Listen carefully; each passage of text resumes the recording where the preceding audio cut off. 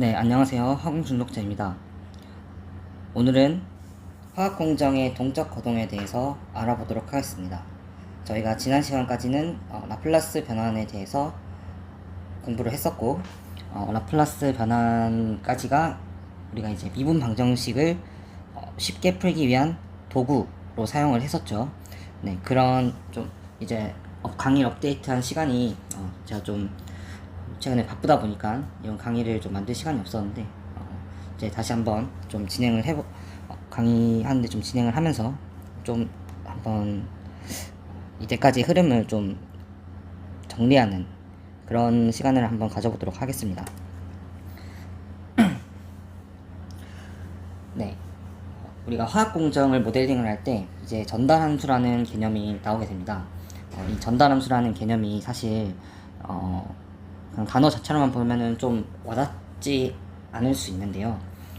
이 전달함수의 개념을 잘 이해를 하셔야 앞으로 우리가 배울 피드백 제어부터 해서 쭉쭉 이제 그런 내용들을 이해하시는데 좀 어려움이 없기 때문에 이 내용들을, 이 플로우를 한번 다시 좀 정리를 하고 넘어가 보도록 할게요.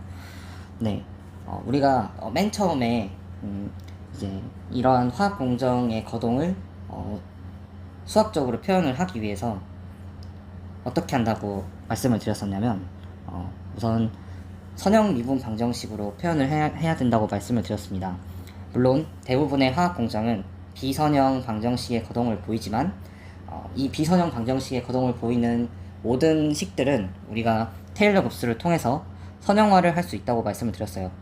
그렇게 테일러 곱수를 통해서 선형화를 시키는데 우리가 그 선형화된 식을 모두 사용하는 게 아니고 이제 1차항까지만 우리가 선형화를 시켜서 사용한다고 말씀을 드렸습니다. 네, 이 내용이 잘 기억이 나지 않으시면은 이제 앞에 있는 강의를 참고하셔서 진행을 해주시면 되겠고요. 어쨌든 이제 이 선형화를 통해서 선형화를 시킨 다음에 우리가 그 스테디 스테이트에서의 값을 뺀 편차 변수로 표현을 해서 우리가 미분 방정식을 세팅을 해주고 이 편차 변수로 표현을 하는 이유는 이제 우리가 그 상수항을 남기지 않기 위해서였죠. 네, 이것 또한 이제 미분 방정식을 쉽게 풀기 위해서 이제 기준점을 스테디 스테이트로 잡고 선형화를 시킨다고 말씀을 드렸습니다. 네. 하지만 이렇게 선형화를 시켜도 우리가 이 미분 방정식을 단순히 풀기에는 좀 빡셌죠. 네. 옛날에 했던 내용으로 좀 되돌아가서 한번 보면은 우리가 이렇게 선형화를 시켜도 여기 오른쪽 그림에 보시는 것처럼 이러한 과정들을 통해서 우리가 선형화를 시켜도 미분 방정식을 한 번에 풀지 못하는 이런 형태들이 나오기 때문에 라플라스 변환을 도입을 해서 미분 방정식을 풀어준다고 우리가 말씀을 드렸습니다. 네, 그래서 다시 돌아와 보면은 네, 그렇게 해서 우리가 이제 이러한 선형화된 방정식을 라플라스 변환을 통해서 S에 대한 식으로 변환을 해주고, 그래서 이 S에 대한 식을 우리가 이 S에 대한 형태로만 두면은 우리가 여기서 할 수 있는 게 아무것도 없습니다. 그래서 이 S에 대한 식을 S에 대한 식을 이제 풀어준 다음에 얘를 다시 T에 대한 식으로 변환을 해줘야 우리가 원하는 미분 방정식을 최종적으로 푸는 형태가 되겠죠. 그렇게 해서 이제 미분 방정식을 구할 수가 있기 때문에 네. 그래서 최종적으로는 이 라플라스 변환을 해서 푼 식을 갖다가 다시 이제 yt에 대한 식으로 정리를 해야지 우리가 원하는 공정의 동적 거동을 알 수 있게 되는 겁니다. 네. 그래서 우리가 이제 우리가 기본적으로 공정은 그림에 표현한 것처럼 인풋과 어떠한 인풋이 공정을 지나서 아웃풋이 나오는 이런 형태가 되는데 이 공정 자체에 대해서도 우리가 좀 평가를 해야 됩니다.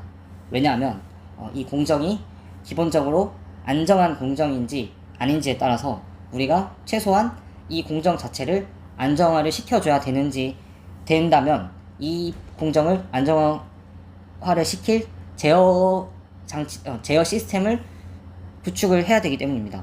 예를 들어서 어떤 예가 좋을까요? 예를 들어서 발열 반응이 일어나는 반응기를 한번 생각을 해볼게요. 우리가 보통 발열 반응이 일어나는 반응기 같은 경우에는 런어웨이 리액션이 상당히 위험한 요소가 됩니다. 왜냐하면 런어웨이 리액션은 이 발열 반응이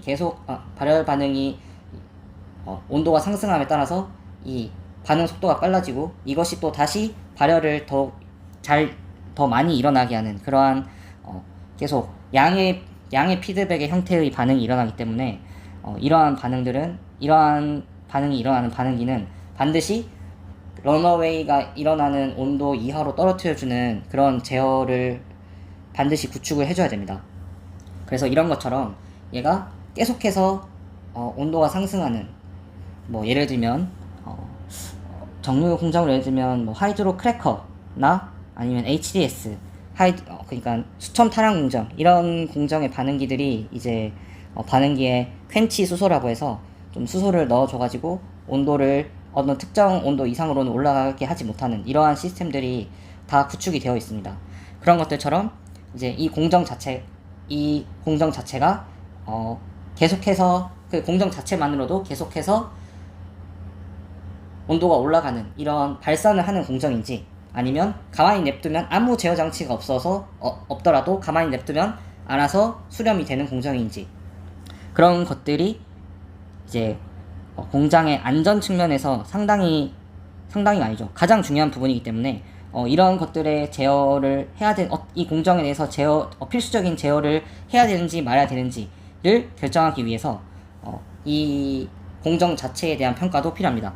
그런 개념에서 우리가 이 공정 자체도 T에 대한 식으로 나타내서 얘가 수렴하는 공정이냐, 아니면 수렴하는 즉 스테디 스테이트로 가는 공정이냐, 아니면은 시간이 가만히 냅두면은 계속해서 이 Y 값이 끝없이 올라가는 발산하는 공정이냐, 이거를 아는 것이 상당히 중요합니다. 그래서 우리가 이러한 공정 자체도 T에 대한 식으로 표현을 해야 되고, 그 공정을 T에 대한 식으로 표현하기 위해서는 우리가 얘도 마찬가지 T에 대한 미분 방정식을 라플라스 변환으로 바꾸어줘서 다시 이제 이거를 T에 대한 식으로 표현을 해야겠죠. 그래서 우리가 이 전달함수라는 개념을 도입을 하게 되었다라고 이해를 해주시면 됩니다. 그래서 공정 자체의 특성을 나타내는 함수, 이게 바로 전달함수의 정의입니다. 전달함수의 정의. 네, 그래서 이 전달함수가 결국은 공정 자체를 나타내기 위한 함수.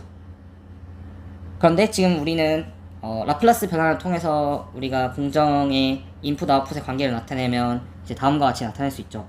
그래서 이 라플라스 변환에서는 우리가 결국 우리가 이제 입력이 공정을 거쳐서 아웃풋으로 나오는 형태이다 보니 공정을 우리가 입력과 출력의 비율로 표현을 할 수 있습니다.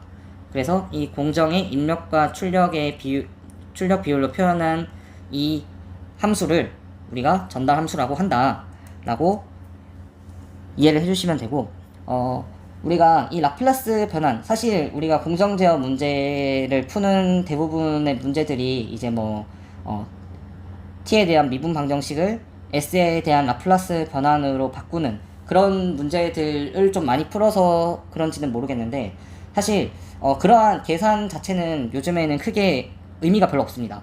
왜냐면 그런 것들은 사실 최근에 이제 AI도 발달하면서 그런 어떻게 보면 이제 단순 계산 노가다라고 할 수 있죠.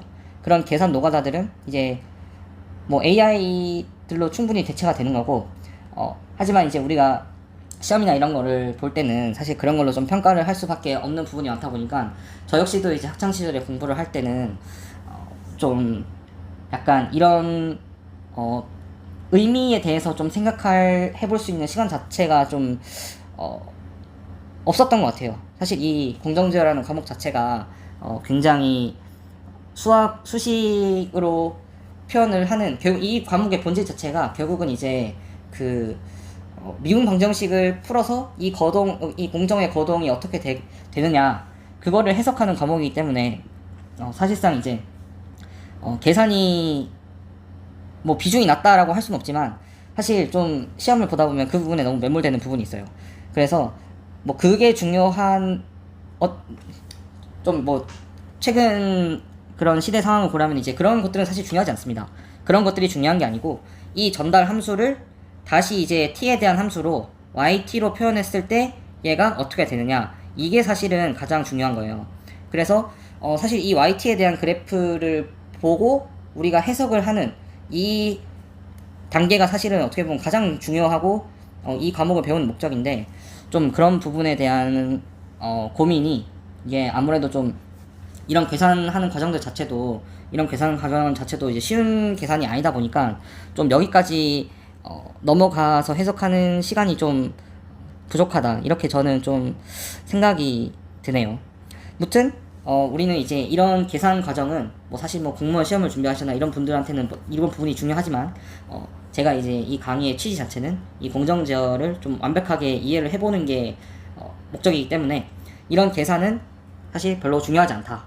이런 계산은 당연히 할 줄 알아야 되고, 그리고 이제 뭐 AI한테 이런 계산을 시키면은 이런 계산을 다 해준다.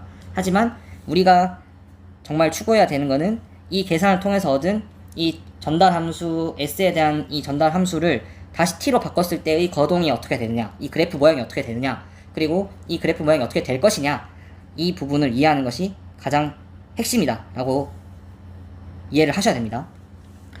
네, 그래서 다시 정리를 드리면 전달 함수는 결국 공정을 s에 대한 식으로 표현한 함수다 라고 이해를 해주시면 되겠습니다. 어떻게 표현을 한다? 입력과 출력의 비율로 표현을 한다.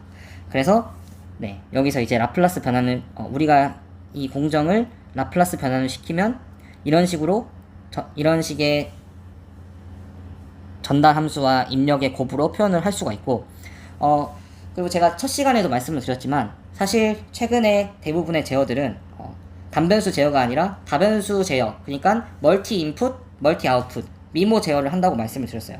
그래서 이런 미모 제어들은 결국은 제어하는 대상들 인풋이 여러 개고 아웃풋이 여러 개고 그런 제어이다 보니까 이제 이런 단순한 식으로 표현을 하는 게 아닌 행렬의 형태로 표현을 한다. 그러니까 지금은 이제 1by 2 곱하기 1by 2의 2by 1 행렬을 곱한 형태라서 이제 이런 식으로 표현이 되지만, 이제 이러한 아웃풋들도 굉장히 여러 개가 나오게 되면은 이제 하나의 매트릭스의 형태로 전달 함수와 인풋 아웃풋 이런 관계를 표현할 수가 있다고 말씀을 드렸습니다. 그래서 실질적인 제어는 대부분 행렬식으로 표현이 된다고 보시면 돼요. 뭐 사실 이 행렬식도 뭐 여러 개의 방정식을 그냥 하나 뭐 줄 세워 놓은 거에 불과하니까 뭐 이러한 행렬 연산에 대해서도 뭐 저희가 직접 뭐 하지는 않을 거고, 그냥 이런 식으로 행렬로 표현을 한다. 그래서 처음에 막 뭐 나중에 뭐 이런 걸 접하실 일이 잘 있으실지는 모르겠지만 이제 대부분의 이러한 그 공정 제어의 이런 모델들을 뜯다 보면은 결국은 이제 다 행렬의 연산으로 되어 있다. 이런 부분으로 좀 이해를 해주시면 될 것 같습니다.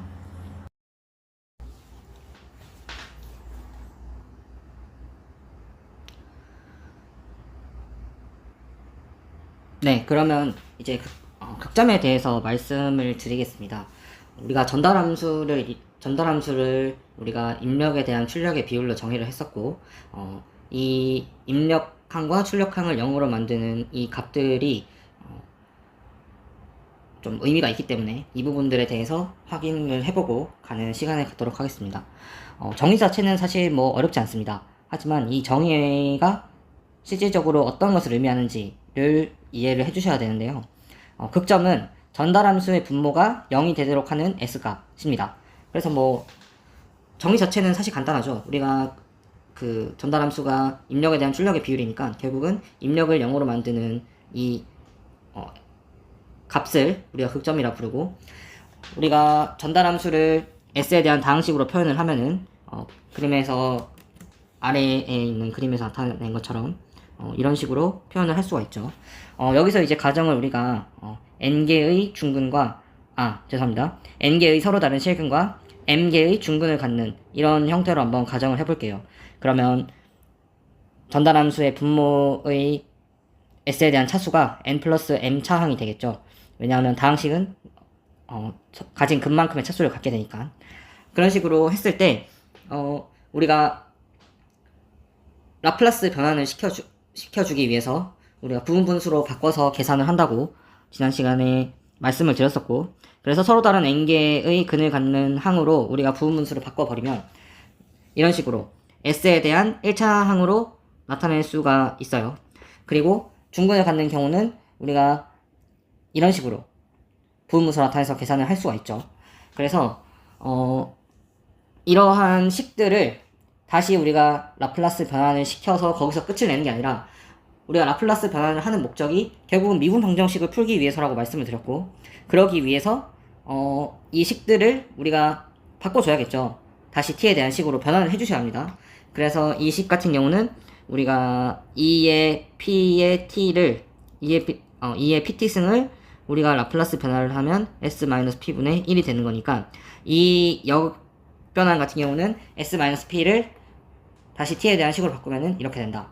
이 관계를 이용해서 우리가 계산을 해보면 a1 2의 p1t 플러스 a2 2의 p2t 플러스 땡땡땡 해가지고 an의 2의 pnt 이렇게 쭉 될 거니까, 이거를 우리가 시그마로 나타내면은 이런 식으로 나타낼 수 있겠고, 그 다음에 중근을 갖는 경우는 우리가 중근을 갖는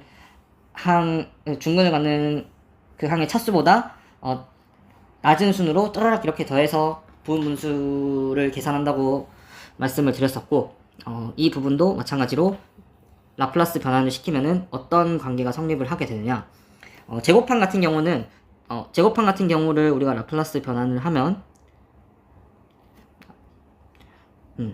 이거는 이제 어디서 온 개념이냐, t의 2의 pt 여기를 라플라스 변환을 하면 이렇게 됐었죠. 그래서 이걸 일반화를 시키면은 t의 n-1승 p 2의 pt승, 이거를 우리가 라플라스 변환을 하면은 s-p의 n승분의 1 이렇게 됐으니까, 이거를 역변환 시키면은 요게 된다는 거를 활용해서 얘도 마찬가지로 짜라락 그 역변환을 시켜보면은 a1 a'1 이건 똑같죠. 2의 pt 플러스 a2 프라임 2의 죄송합니다. a2 프라임 t의 2의 pt 플러스 짜라락 해가지고 t의 n-1승 2의 pt 이것까지 더해주는 거니까 결과적으로 이런 식이 된다. 이렇게 우리가 따라갈 수 있습니다. 그래서 이 부분들은 한번 처음 하시는 분들은 좀 계산을 하면서 좀 논리를 잡아가시면 도움이 되실 것 같습니다. 그래서 항상 우리가 다시 강조를 드리지만, 라플라스 변환을 해서 끝나는 게 아니라 거기서 다시 역변환을 해주셔야지 최종적으로 미분 방정식을 푸는 거기 때문에 거기까지 작업을 꼭 염두를 항상 해두셔야 합니다. 네. 그래서 이제 우리가 서로 다른 n개의 근을 갖는 항부터 먼저 보면은 얘가 이제 지수의 합으로 되어 있죠. 그래서 이 같은 경우는 우리가 p가 0보다 크게 되면은 지수항이 살아있게 되니까 얘가 발산을 하게 되겠죠. 그 다음에 p가 0인 경우는 어떻게 될까요? p가 0인 경우는 이 항이 0이지만 우리가 결국 p가 0이 되면은 시그마 i는 1부터 n까지 ai 이것만 남게 되는 거잖아요. 그러면 이 값은 결국 유한한 값이기 때문에 n을 무한대로 보내지 않는 이상, 그래서 얘가 p가 0일 때는 pi가 0일 때는 우리가 이렇게 되기 때문에 얘가 이제 수렴을 한다, 이렇게 봐주시면 될 것 같고요. 그 다음에 p가 0보다 작게 되면은 여기 있는 항들이 다 0으로 가버리죠. 그러면 p가 0보다 작게 되면은 t가 무한대로 갔을 때 여기 있는 항들이 다 0이 되니까 p가 0보다 작을 때는 우리가 g1t가 그냥 0으로 수렴을 하게 돼버립니다. 그렇기 때문에 p가 0보다 작거나 같을 때는 수렴을 하게 되고 p가 0보다 클 때는 발산을 하게 됩니다. 같은 논리로 밑에 식도 보면은 중근을 가질 때 중근을 가질 때는 이제 우리가 보시면은 여기도 마찬가지죠. 중근을 가질 때 만약에 p가 0이 될 때를 봅시다. p가 0이 될 때는 식이 어떻게 됩니까? 시그마 k는 1 생략할게요. a 프라임 k에 t에 k-1승 이렇게 되는데 이 식 같은 경우를 보면은 p가 지금 0이 되지만 t항이 살아있죠. 그렇기 때문에 얘를 t로 무한대로 보내면은 이 t항 때문에 발산을 하게 됩니다. 그래서 얘는 p가 0일 때는 발산을 하게 되고요. 그 다음에 마찬가지 P가 음수일 때는 어떻게 되죠? 뭐 여기 있는 T항이 살아있지만 우리가 지수가 무한대로 보냈을 때의 영향력은 다항 함수보다 지수 함수가 크죠. 그렇기 때문에 얘가 무한대로 가는 속도보다 얘가 0으로 가는 속도가 훨씬 빠르기 때문에 P가 0보다 작을 때는 얘는 G의 G2T 자체가 0으로 가버리게 됩니다. 마찬가지로. 그 다음에 P가 0보다 클 때는 마찬가지 T항도 살아있고 지수항도 살아있으니까 당연히 무한대로 발산을 해버리게 되겠죠. 그런 관점으로 수식을 가지고 이해를 해보시면은 사실 어렵지 않게 이해를 하실 수 있습니다. 그래서 이게 사실은 이 결과가 중요한 거예요. 이 대부분의 학교 시험이나 뭐 화공기사, 뭐 전달함수를 계산을 하는 여러 시험들에서는 사실 뭐 라플라스 변환을 할 줄 아느냐, 좀 이런 부분에 초점을 맞춰서 문제를 풀고 공부를 하다 보니까 사실 그 이면에 대한 그런 의미를 좀 생각해보고 하는데 좀 시간이 지금 생각해보면은 공부할 때 좀 그런 시간적 여유 자체가 좀 없었던 것 같아요.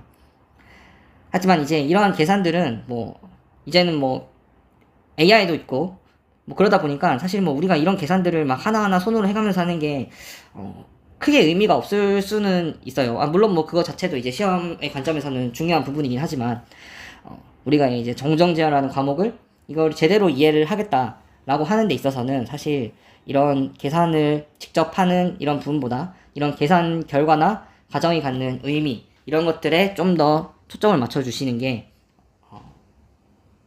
의미가 있을 것 같습니다.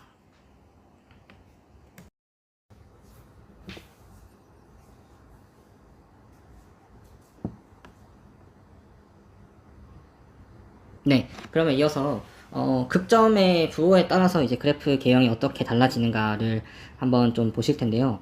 우리가 극점은 극점 해를 일반에서 표현을 하면 우리가 S는 PN으로 표현할 수 있었고 이게 결국은 복소수 형태로 표현하면은 AN 플러스 BN의 I 이런 식으로 표현을 할 수가 있어요. 우리가 복소수를 좌표평면처럼 이제 실수부에 있는 실수를 X축 그 다음에 복소수의 개수를 Y축으로 해서 나타낸 평면을 이제 우리가 복소평면이라고 하는데요.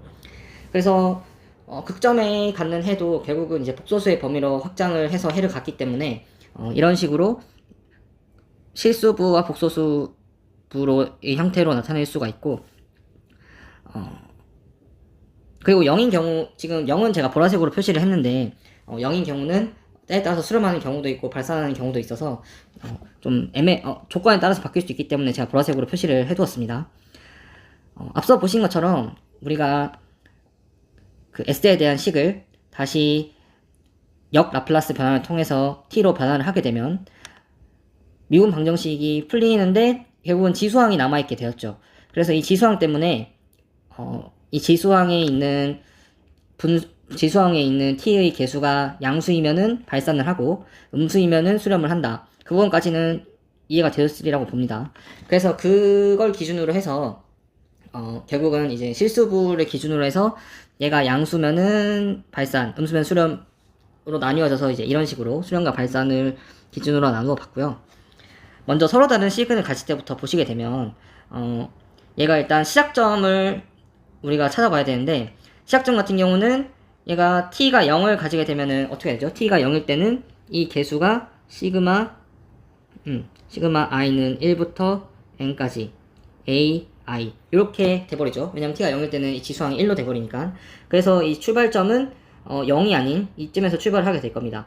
그런데 이제 이게 점점 시간이 가면서 수렴할 경우에는 얘가 점점 t가 무한대로 가면은 요게 0으로 가버리죠. 이 전체가 0으로 가버리기 때문에 요런 식으로 짜라락 0에 가까워지는 경우가 되겠고 그 다음에 0을 만약에 해로 가지게 되면 어떤 일이 생기냐 그러면 pi 중에 한 놈이 0이 되는 거죠. 그러면 얘는 시간에 관계없이 ai라는 요런 개수가 하나가 남게 돼요. 그래서 시간에 관계없이 ai라는 개수가 남기 때문에 얘는 t가 무한대로 가면은 어느 특정한 ai라는 이 값에 수렴하는 점근선의 형태를 가지게 될 겁니다.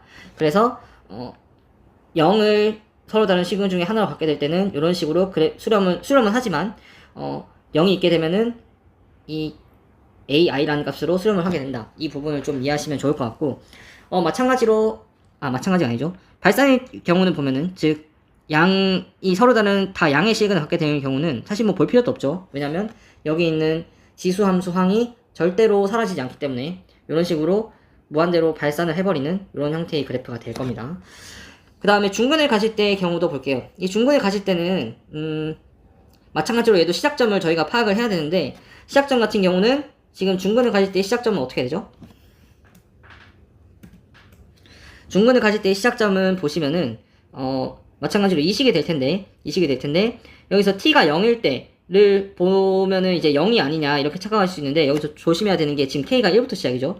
그러면 이거 같은 경우는 a1 프라임의 2의 pt 플러스 a2 프라임의 t의 2의 pt 이런 식으로 쭉쭉쭉 가기 때문에 얘가 t가 0일 때는 여기 a1 프라임이라는 항양을 살아남게 됩니다. 그렇기 때문에 이 개수가 있어서 얘의 출발점은 0이 아니에요. 그래서 이쯤 어딘가에서 출발을 하고, 그 다음에 이 함수의 개형을 보시면 우리가 결국은 요 함수의 개형을 보는 거죠. t의 k-1승의 p의 2의 pt.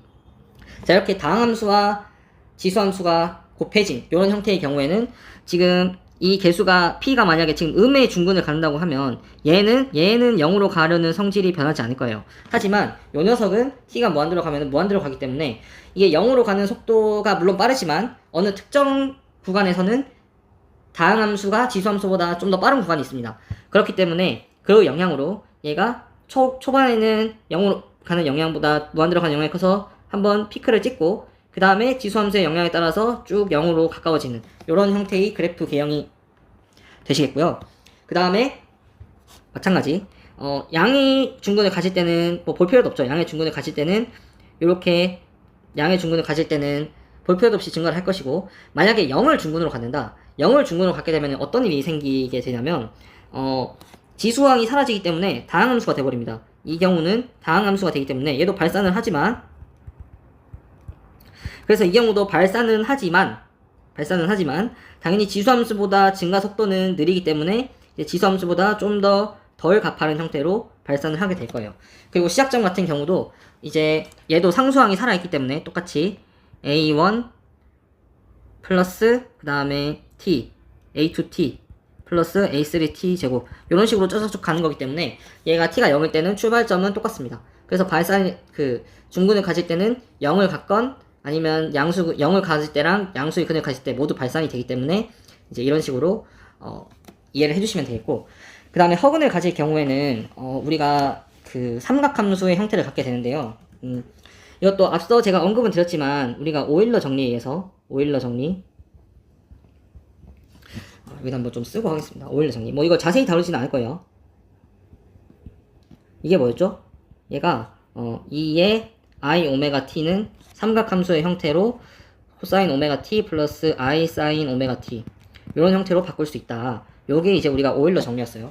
그래서 허근을 가질 때를 한번 좀 예를 들어서 좀 간략하게 설명을 해드리면, 자, 우리가 허근을 갖는다는 거는 단독으로 허근 하나만 갖는 게 아니라 항상 허근은 이런 식으로 편례근을 갖게 됩니다. 그러니까 근의 공식에 의해서 근 루트 안이 근의 공식을 떠올려 보시면은 우리가 플러스 마이너스 루트 항이 있잖아요. 그래서 그거에 따라서 우리가 실수분은 똑같고 허수분은 부호가 반대인 허근을 두 개를 갖기 때문에 얘 같은 경우도 만약에 두 개의 허근을 갖는 케이스로 간단하게 좀 생각해서 해보면은 a1에 2에 뭐 예를 들어서 a 플러스 bi t 라는 허근을 가지면은 반드시 a2에 2에 a 마이너스 bi 이런 식으로 허근을 갖게 될 거예요.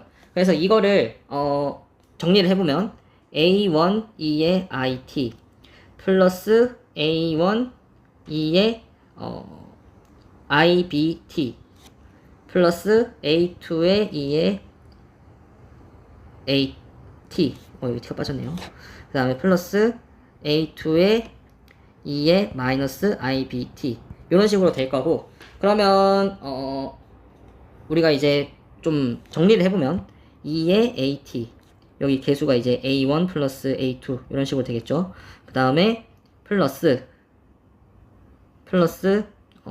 a1의 코사인 bt 플러스 I 코사인 I 사인 BT 이렇게 될 거고, 여기 있는 얘네들은 그 다음에 A2의 코사인 마이너스 BT, 그 다음에 플러스 I 사인의 마이너스 BT, 이런 식으로 될 겁니다. 그래서 이 식을 정리를 해보면 코사인은 우리가 우함수죠. 우함수이기 때문에 여기 있는 부호가 그냥 그대로 나와서 코사인 BT랑 똑같이 될 것이고, 그 다음에 사인은 기함수이기 때문에 여기 안에 있는 마이너스 BT가 이제 이 마이너스가 밖으로 빠져나오게 되죠. 그래서 마이너스 I 사인 BT 이런 식으로 표현을 할 수 있게 됩니다.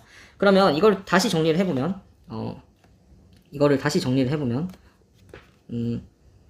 A1 플러스 A2의 2의 AT 플러스 A1 플러스 A2의 코사인 BT, 그 다음에 플러스 A1 마이너스 A2의 I 사인 BT 이런 식으로 될 겁니다. 자, 그래서 이렇게 계산을 하면은 여기 있는 A1이랑 A2, 여기는 A1이랑 A2도 복소수 계수가 나와요. A1, A2가 복소수 계수가 나옵니다. 복소수 계수.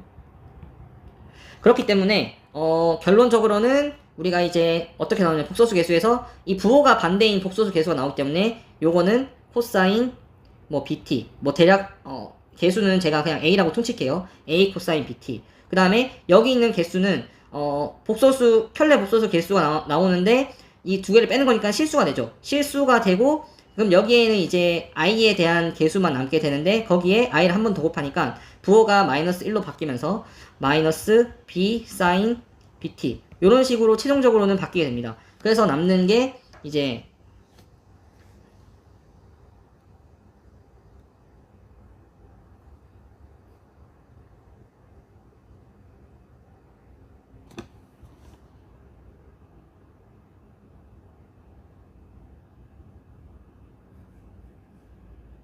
죄송합니다. 제가 이거 곱하기네요. 제가 이거를 네. 이거 좀 계산 실수가 있었는데 이거 곱하기입니다. 곱하기. 그리고 여기는 이제 더하기 맞고 이건 곱하기죠. 네. 네, 좀 계산에 실수가 있었습니다. 무튼 그래서 이제 이런 형태로 나오기 때문에 최종적으로는 이제 2의 AT로 묶이면서 여기가 A 코사인 BT 마이너스 B 사인 BT 요런 식으로 나온다는 거예요. 그러면은 우리가 이제 코사인의 뺄셈을 이거 삼각함수의 그 하나의 삼각함수로 나타낼 수가 있죠. 정확하게 무슨 공식인지 이름이 하도 오래돼서 기억이 안 나는데 아무튼 이제 이거를 바꾸게 되면은 어떻게 됩니까? 사인의 BT 플러스 파이 이런 식으로 사인 함수의 형태로 나타낼 수 있게 돼요. 그래서 이런 복잡한 계산 과정을 통해서 우리가 사인 함수의 형태로 나타낼 수 있는데, 지금 결국 이걸 일반화를 하면은 2의 AT의 사인 BT 플러스 파이 이런 식으로 되는데, 그럼 이제 이 그래프를 보고 우리가 해석을 하는 거죠. 어차피 이제 우리가 지금 근을 두 개를 가질 대로 했지만, 만약에 복소 근을 갖는 만큼 결국은 사인이 더해지기 때문에 이 그래프 자체가 바뀌진 않을 거예요. 하지만 이제 사인 함수의 그래프는 이런 식으로 진동을 하는 그래프가 되고, 그 다음에 이 A가 양수냐 음수냐에 따라서 이 진동을 하면서 어떻게 계속 진폭이 증가하거나 작아진 형태가 될 텐데, 여기서 A가 이제 음수를 갖게 되면 이런 식으로 처음에 이제 진동을 하는 형태를 갖지만 T가 점점 무한대로 감에 따라서 얘는 이제 0으로 가게 되겠죠. 그러면서 진동을 하면서 진폭이 점점 작아지면서 0으로 가는 이런 형태의 그래프가 될 것이고, 그 다음에 마찬가지로 얘가 0보다 크게 되면은 처음에는 진폭이 작지만 점점 진폭이 증가하는 이런 형태의 개형이 보게 될 겁니다. 그 다음에 얘가 0을 갖게 되면은 요 항이 어떻게 돼요? 얘 항이 1로 바뀌면서 그냥 단순히 사인의 합으로만 되기 때문에 얘는 무한대로 가더라도 똑같은 진폭을 가지면서 계속 진동하는 이런 형태의 그래프가 될 겁니다. 우리가 그 발산의 범위에는 진동도 발산으로 들어가기 때문에 이런 식으로 그냥 수렴하거나 어느 한 값으로 발산하지 않더라도 계속 진동하는 이런 형태의 그래프도 발산의 범주를 넣기 때문에 우리가 허근을 가질 때도 실수부가 0인 해를 갖게 되면은 발산한다. 이렇게 이해를 해주시면 될 것 같습니다.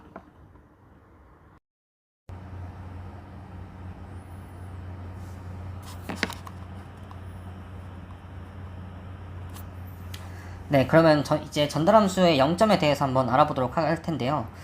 0점은 극점과는 반대로 전달함수 gs의 분자가 0이 되는 s의 값으로 정의를 하고 있습니다. 이 값 자체는 수렴 발산 여부, 즉 스테디 스테이트의 도달 여부에는 영향을 주지 않지만 얘가 스테디 스테이트에 어떻게 도달하는지, 즉 그래프가 스테디 스테이트에는 도달을 할 텐데 그 도달하기 전까지 어떤 모양을 그리면서 가게 될지를 결정한다 라고 이해를 해주시면 될 것 같습니다. 그래서 식을 통해서 한번 보시면은 우리가 이제 극점을 갖는 케이스를 다음과 같이 일반화를 할 수 있고요. 이렇게 일반화를 했을 때 얘도 마찬가지로 우리가 분모가 s에 대한 1차항인 이런 부분 분수의 합으로 나타낼 수가 있어요. 그렇게 됐을 때 우리가 이제 이런 식으로 똑같은 앞에서 보셨던 똑같은 그 서로 다른 n개의 근을 갖는 경우와 똑같은 지수함수의 형태를 나타내게 될 텐데 이렇게 보시면은 만약에 서로 다른 n개의 근을 갖는다고 했을 때 여기 분모를 0으로 만드는 극점은 결국은 그래프의 전체적인 골격을 형성한다 라고 보시면 되겠죠. 왜냐면은 우리가 극점이 있을 때랑 지금 뭐 0점이 있을 때랑 그래프의 형태 자체가 뭐 지수함수가 될 게 뭐 로그함수가 되거나 이런 식으로 되는 건 아니기 때문에 어쨌건 간에 우리가 분모가 1차항인 그러니까 부분 분수의 합으로 나타내다 보니까 형태 자체가 막 변하진 않지만 이 개수의 영향을, 그러니까 여기에 있는 A1, A2, AN 이런 개수들의 영향을 준다라고 이해를 하시면 될 것 같습니다. 그래서 기본적으로 물론 극점도 이러한 개수들의 영향을 주지만 이 0점이 추가가 되면서 우리가 이제 그 A라는 개수에 이런 항들이 개수에 영향을 주는 0점이 포함이 되기 때문에 이 0점의 역할은 극점을, 그러니까 원래 기본의 그래프가 수렴하느냐 아니면 발산하느냐 여기에 영향을 주는 것이 아니라 이 그래프의 개수에 영향을 준다, 이렇게 이해를 해주시면 될 것 같습니다. 그래서 밑에 제가 설명드린 것처럼 뭐 그래프의 모양을 결정한다는 게 결국은 얘가 빠르지만 급격히 출렁대면서 도달하느냐 아니면은 느리지만 틀림없이 도달하느냐, 이런 식으로 그래프의 응답 곡선에 영향을 준다라고 보시면 될 것 같습니다. 네, 그리고 0점의 개수는 극점의 개수보다 많을 수가 없습니다. 그러니까 우리가 극점의 개수가 결국은 이제 상태 방정식의 개수라고 방금 전에 말씀을 드렸었는데 이렇게 이해하시면 돼요.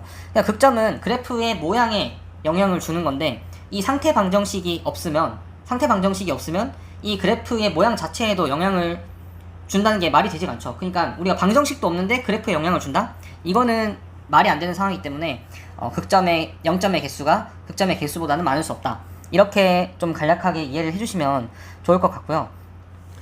식을 통해서 한번 조금 볼 텐데 우리가 만약에 여기 GP를 얘가 이제 극점이 0점이 없고 극점만 있는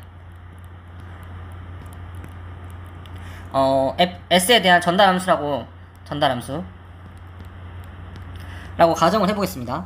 그렇게 했을 때 그러니까 뭐 예를 들면 이런 거죠. 그러니까 지금 이 상황이 여기 있는 항들이 없다고 가정하고 지금 S에 S-Z1 여기 하나만 존재를 하고 이제 나머지 여기 있는 애들이 이제 GP가 되는 이런 상황을 한번, 얘가 이제 GP가 되는 이런 상황을 한번 가정해 보시면 되는데 우리가 0점을 갖는다는 것은 결국은 전달함수가 이제 이런 식으로 표현을 할 수가 있고 우리가 이제 이 식을 다시 역 라플라스 변환을 하면 이제 얘는 뭐 엄밀히 말하면 이거 GT가 되겠죠. GT는 이제 DT분의 DYP의 T 뭐 이런 식으로 되겠고, 왜냐면은 자 여기에 이제 이걸 전개를 하면 SGP의 S 마이너스 GGP S 이렇게 될 거잖아요.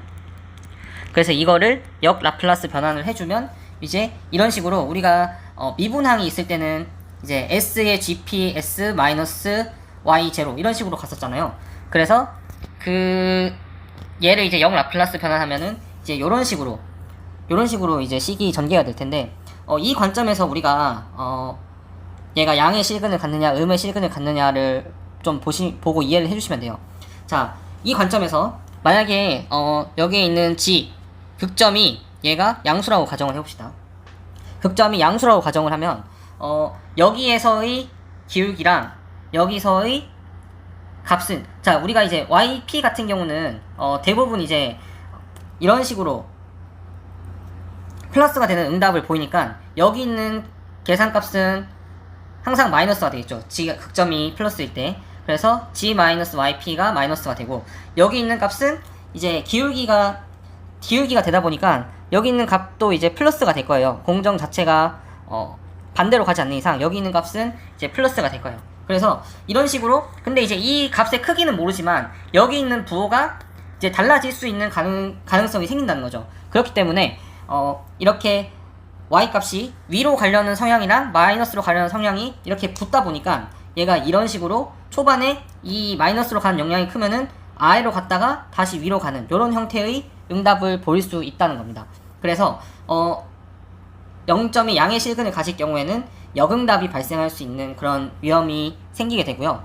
그 다음에 g가 음의 실근을 갖게 되면은 이제 여기에 있는 값은 플러스가 되겠죠. 플러스가 되고 여기 있는 값도 플러스가 되기 때문에 이제 이 미분항과 여기 있는 값이 모두 플러스가 되는 그런 상황으로 이해를 해주시면 되겠습니다. 그래서 이 미분항과 여기 0점이 기존에 있는 함수값에 곱해져 가지고 영향을 주다 보니까 이게 초기 공정과 같은 방향으로 가기는 하는데 그 영향이 엄청 세게 받을 수 있다는 거죠. 이 값의 크기에 따라서. 그러니까 극점일 때, 죄송합니다. 0점이 음수일 때는 여기가 둘 다 플러스가 되기 때문에 이제 어떻게 된다? 이 둘 다 플러스가 되기 때문에 그래프 자체가 이런 식으로 양의 값은 같게 되지만 기존에 예상했던 것보다 더 크게 튈 수 있는 가능성이 생긴다는 거죠.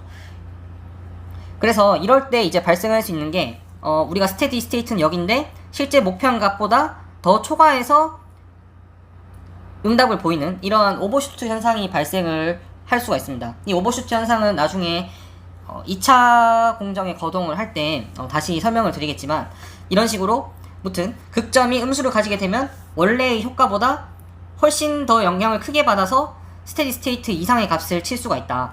자, 그러면 이게 왜 문제가 되느냐? 우리가 화학 공정 같은 경우에는 대부분 화학 공정 같은 경우에는 압력이나 온도 이런 것들이 어느 특정한 값의 이상을 치게 되면은 공정이 꺼지거나 아니면은 그 압력 조절 밸브가 열리거나, 그걸 이제 PSV라고 하는데, 이런 식으로 공정이 정상 가동이 아니라 비상 상태로 인식을 하고 공정이 꺼지도록 그렇게 설계가 되어 있습니다. 이런 것들을 이제 우리가 뭐 인터럭 로직이라고 부르는데, 만약에 우리가 컨트롤을 잘못해서 순간적으로, 그러니까 뭐 예를 들어서 우리가 알람을 한 그러니까 그 공정이 꺼지는 그 압력치를 대략 여기로 잡았다고 쳐봅시다. 이 yt가 압력이라고 했을 때.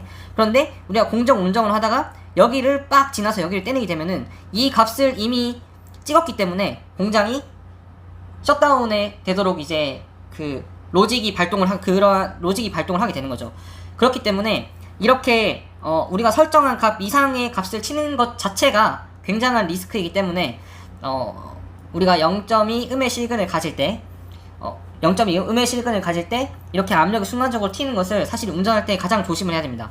그래서 실제로는 우리가 스테디 스테이트는 여기인데 이제 압력은 그거를 훨씬 초과해서 칠 수가 있기 때문에 이러한 현상을 우리가 오버슈트라 부르고, 이런 오버슈트가 발생하면은 공장이 꺼질 수 있다. 공장이 꺼지거나 아니면은 그 압력을 조절하는 밸브가 열리거나, 뭐 이런 압력을 조절하는 밸브가 열리는 상황 자체가 정상적인 상황이 아니기 때문에 이런 현상이 발생하지 않도록 컨트롤을, 그러니까 운전을 잘 하는 것이 정말 중요하다, 이렇게 이해를 해주시면 되겠습니다.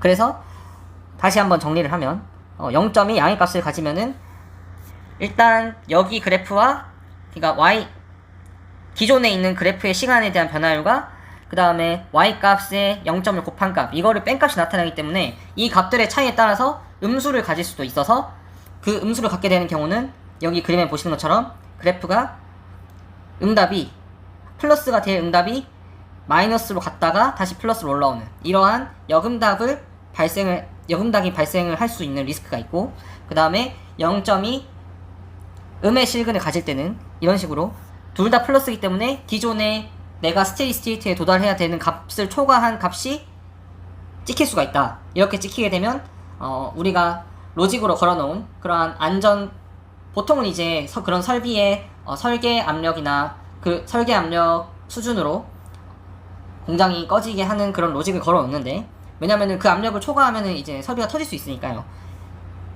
그 압력을 견디지 못해서 이제 그러한 현상을 막기 위해서 이제 그 압력 이하의 수준에서 이제 이러한 안전 장치를 해놓는데, 0.2 음의 실근을 가질 경우 이 안전 값의 압력을 초과할 위험이 있고, 그렇게 될 경우에는 공장이 꺼지거나 그 위에 있는 압력 해소 밸브 PSV가 터지거나 그런 일이 발생을 하면서 공장이 정상 상태에서 완전히 깨지게 되는 그런 일이 발생할 수 있다. 이렇게 이해를 해주시면 될 것 같습니다.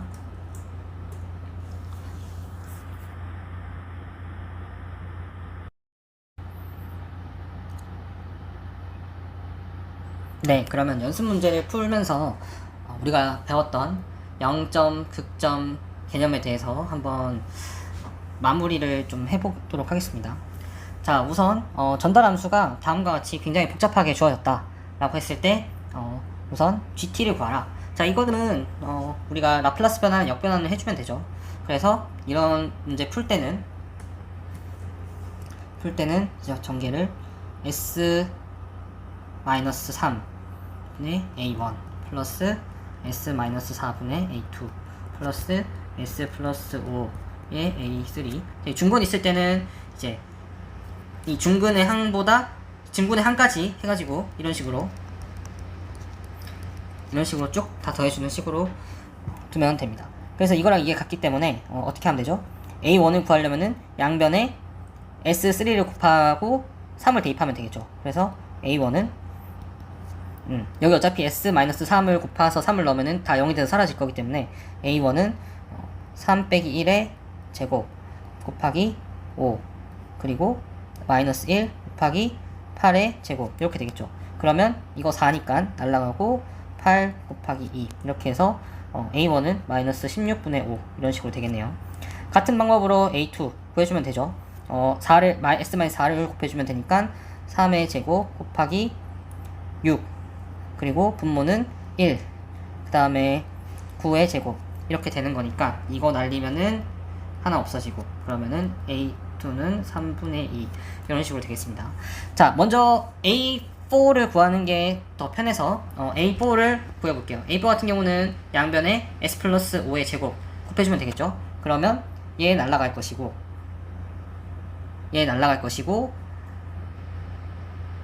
A4는 마이너스 5 대입해주면 되겠죠. A4는 마이너스 5 대입하면은 마이너스 6의 제곱 곱하기 마이너스 3 분모는 마이너스 8 여기 마이너스 5 대입하면은 마이너스 9. 그러면은 이거 하면은 2분의 3인가요?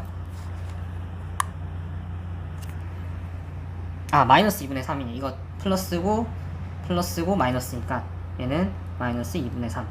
자, 그리고 A3는 이 좀 구하기가 굉장히 노가다를 해야 되죠. 자, A3 같은 경우는 우리가 이제 A1, A2, A4를 모두 구했기 때문에 여기서 0이 만들어지는 극점 1을 대입해가지고 계산하면은 간단하게 계산할 수 있죠. 그러면은 0은 마이너스 2분의 A1 그 다음에 플러스 마이너스 3분의 A2 플러스 6분의 A3 플러스 36분의 A4. 자, 우리 A1, A2, A4 알고 있으니까 이 노가다 계산해서 풀면은 됩니다. 그러면 이제 A3가 계산하면은 432분의 59 이렇게 나옵니다. 무튼 이런 식으로 우리가 각각 개수를 구해서 이 함수의 그래프 개형, 그러니까 여기서 우리는 보통 이제 이렇게 개수만 끝내고 마는데, 사실은 이거를 다시 여기서 라플라스 변환의 역변환을 해줘야 됩니다. 라플라스 변환의 역변환을 해줘가지고 얘를 YT의 형태로 만들어야지 우리가 실질적인 그래프 해석을 할 수가 있어요. 그래서 항상 이 부분까지도 꼭 염두를 해주셔야 됩니다. 자, 그 다음에 극점과 0점. 이거는 쉽죠? 극점이 뭐라고 했죠? 극점은 분모를 0으로 만드는, GS의 분모가 0이 되는 점. 뭐가 있습니까? 3, 4, 마이너스 5. 그 다음에 극점은 3, 4, 마이너스 5. 자, 그 다음에 0점은 0점은 분자가 0이 되는 값이니까 0점은 1 마이너스 2. 자, 그렇게 하고 이제 이 공정의 거동을 해석을 해보시면, 자, 이 공정의 수렴 발산 여부. 자, 우리가 수렴 발산 여부는 0점이랑 상관이 없다고 말씀을 드렸어요. 수렴 발산 여부는 극점이 무조건 음수의 실근을 가져야지만 수렴을 한다. 양수가 하나라도 있으면은 안 된다. 이렇게 설명을 드렸고, 지금 여기는 극점이 3, 4라는 양의 실근을 갖기 때문에, 그럼 양의 실근을 가지면 왜 안 되죠? 여기 지수함수가 살아 pt, 우리 이거였잖아요. 네, 이거였는데 여기서 이제 지수함수가 양수가 되게 되면은 무조건 발산을 할 수밖에 없기 때문에 이 공정은 발산한다. 발산. 양의 실근이 하나라도 있으면 무조건 발산을 합니다. 자, 그 다음에 역응답 특성 여부. 자, 역응답은 얘가 역응답이 발생을 할 수도 있고 발생하지 않을 수도 있어요. 0점을 가질 때, 0점을 가진다고 무조건 그러니까 양의 0점을 가진다고 해서 무조건 역응답이 발생을 하는 것은 아닙니다. 하지만 이제 지금 보시면은 양의 0점이 지금 중근으로 갖고 있죠. 그러면 양의 0점이 하나를 가지고 있을 때보다 더 큰 효과로 역응답 특성을 보일 수 있어서 이 공정은 역응답을 보일 가능성이 높다. 이렇게 이해를 해주시면 되겠고, 그 다음에 지금 양의 0점과 음의 0점을 갖고 있기 때문에 음의 0점을 갖고 있어서 또 얘 같은 경우는 오버슈트도 발생할 수 있어요. 그래서 얘 같은 경우는 이제 역응답, 오버슈트 모두 발생 가능하다. 이게 발생을 한다는 게 아닙니다. 이게 발생을 한다는 게 아니고 할 수 있다. 이런 개념으로 봐주시면 될 것 같아요. 이게 역응답이 발생을 할 수 있다.